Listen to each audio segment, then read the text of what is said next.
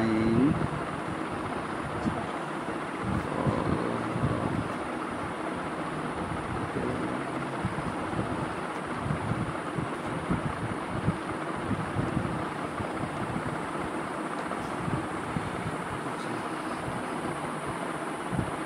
ত্রিকোণমিতিক অনুপাতগুলো আমরা এভাবে নির্ণয় করতে পারি।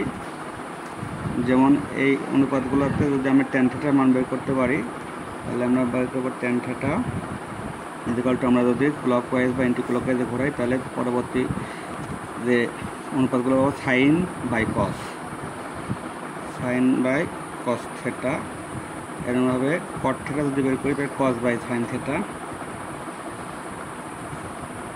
কস থেটা বাই সাইন থেটা। এরকমভাবে আমরা যদি সোজাসুজি যাই তাহলেও আমরা tan θ equal to 1 by cot theta, cot theta, আবার cot theta equal to 1 by tan θ, 1 by tan θ।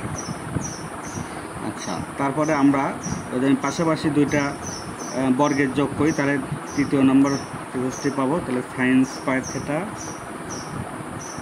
Plus cos square theta equal to পাবো 1। অনুভাবে tan square theta plus 1, tan square theta plus 1 equal to ত্রিভুজের নিচেরটা sec square theta.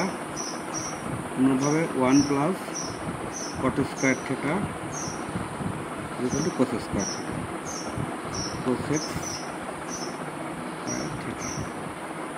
এই সূত্রগুলো এখান থেকে পাওয়া যাবে।